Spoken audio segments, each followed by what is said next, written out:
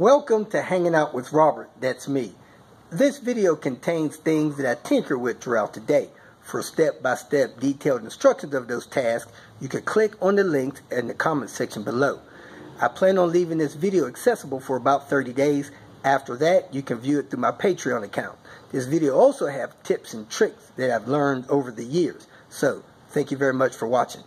With the turbo bolted in place, I got a couple vacuum lines to hook up. And I need to purge this oil line. So I'm going to go ahead and hook up a jump box because for some reason my battery drained down. Hook up the jump box, purge this oil line, plug that in, hook up the rest of my stuff here, disconnect my ignition and fuel, crank the engine until I lose my oil pressure low light, and then fire this thing up. So let's get cranking. First thing we're going to do is hook up the jump box, crank it until we start getting oil in that glove.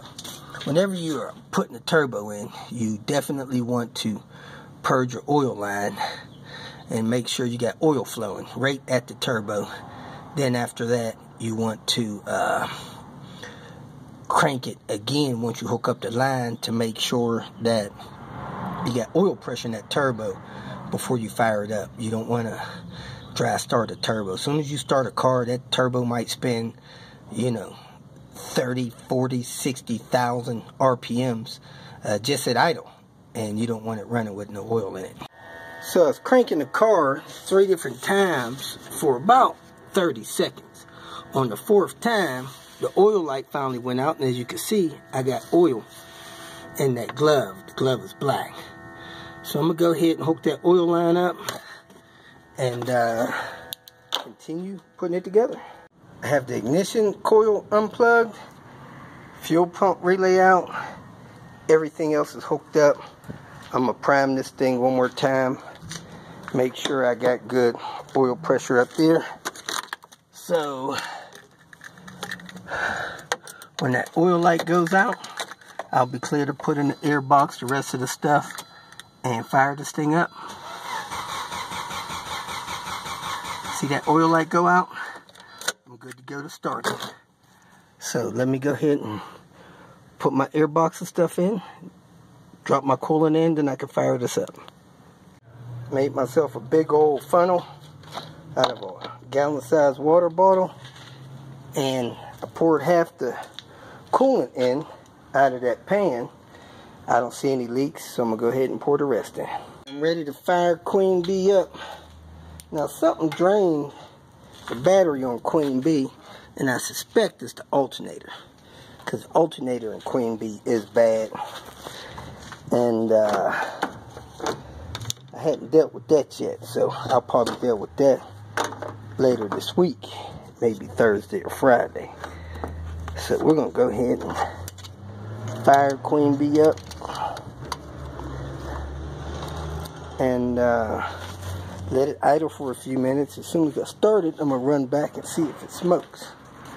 So let's see here. Shouldn't smoke. No reason for it to. It's been sitting, I guess, about 3 weeks now though. Let's go, Queen Bee. I'm gonna wait for that clock to reset. Check engine light didn't work.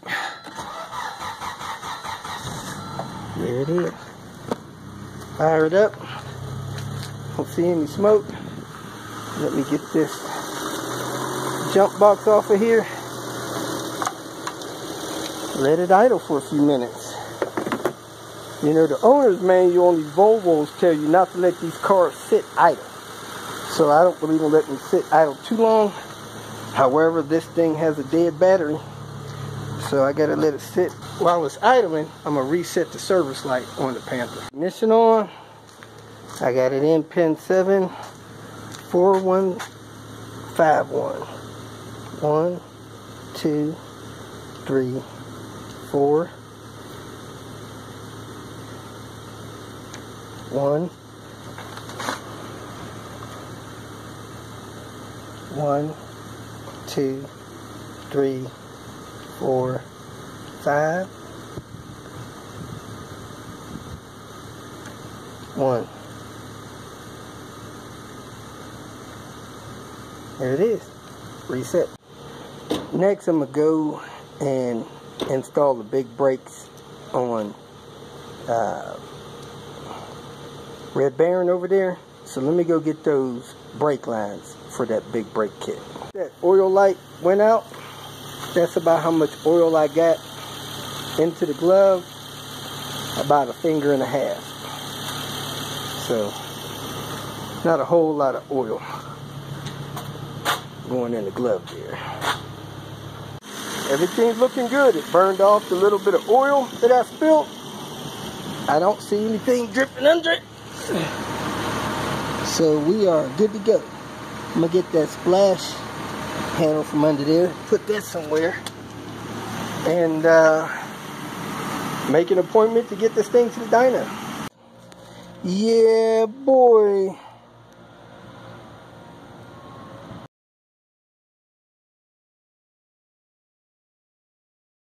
Back on the road, boys. Look at it. Had a bad alternator in Queen B, bouncing around from 12.8 up to 13 whatever. So I'm gonna replace that here real soon. The cable had a good reading from it. Plus it smells burnt every time I charge the dang thing. So anyway, taking Queen B to get the emissions tested after we check on grandmother. Oh, radio's asking for a code. I'm pretty sure I put that up here. 1312. And that did it. Got the emissions done today on Queen B. Man, look at those numbers. A 6 and the limit is 180. At idle, it's a 2. The limit is 180. The HC readings. My emissions guy over here at Brilliance Brothers said that my timing's probably off a little bit. So I'm going to check the timing tomorrow. Those CO numbers are perfect. The CO2 numbers are just about perfect. The O2 numbers are great. Queen B, baby. Great emissions. 1995 with 231,000 miles on it. Since I got this turbo replaced, I got a steady 840 idle while I'm in gear. See where it goes to. Replace the turbo and the exhaust manifold. I'm sorry, the wastegate. Still high, about 120 high in park. We'll see if that settles down. I got a JBL Bluetooth speaker here. Usually sounds great. However, after a few episodes of over voluming it, blowing up the drivers inside, especially the bass, is very distorted. I contacted JBL, or should I say Harman Kardon, that owns them, to see if they fix them. They're basically told me they don't. You know, playing musical emails with me. However, I seen a fix for them on YouTube. So you can fix them yourself on YouTube. Evidently the driver in here, I think there's 2 in here, maybe they're right here. The driver has a wire that breaks loose from the magnet that causes distortion. So if you want to try to fix yours, what you got to do is get you a knife or something, pry under the grill and fold it over, and then you'll see 4 screws in each speaker. Take the speaker loose, lift it up so you can see the wire in there, replace the wire. Let me get a knife and get started. Record this while I do it. Take the knife, put it down in there like that and lift that grill up. See it coming up? I'm going to use 2 hands and work that out. As you can see, I got the knife started in there. I'm going to go ahead and use a screwdriver and get it under there and work my way around the speaker. I had that flat tip screwdriver holding that edge up, and I used this Phillips screwdriver, was working my way around, and as I was going around, I could feel it actually snapping loose. So it snapped loose. Let me work my way the rest of the way around with my fingers and pick up from there. It came loose like a clamshell. Now, I'm going to keep mine in order. The rope end is the end with the JBL symbol up. However, my inside spacer broke loose there. The center one seems to be intact, and this one on this end seems to be intact. So I'm going to try to glue or epoxy that back down. It broke loose, and it's supposed to hold on to that tab there. Not sure if that'll matter, but I'm going to try to fix that. Next, I see the 2 drivers here. I'm going to activate the music on my phone and see if I can figure out if one of these is bad or both of those is bad. I was listening to the music and I discovered that this is the one that's distorted. This one is clear. I pushed a little pressure on it with my finger, and when I stopped this one from vibrating, the noise went away. So I'm going to take these 4 screws loose, lift that speaker up, take a close look at it. I pulled those 4 speakers out, lifted it right up, and supposedly there's a wire in there that is broken loose from this speaker.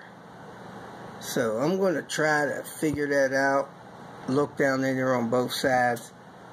I'm probably going to need a magnifying glass because I really can't see that with my eyes. But I'll try to figure out if one of those wires are broken and try to get that fixed.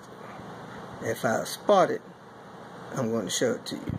I watched a couple of videos, and there's 2 trains of thoughts. One, the solder on these wires sometimes vibrates and cracks, starts to come loose. But the most common one is the wire in there is glued to that post instead of soldered.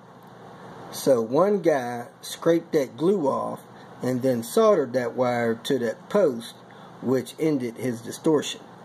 Now another guy with a strong accent, he said that the wire there, you see that blue wire on that coil?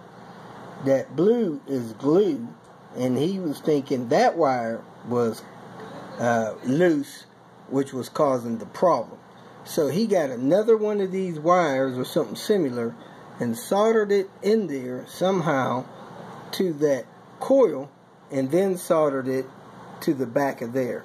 So what I'm going to do, I'm going to scrape off this glue on the back of there, and I'm going to solder the wire on the back there, on that spot and this other spot, and hopefully that will cure my problem.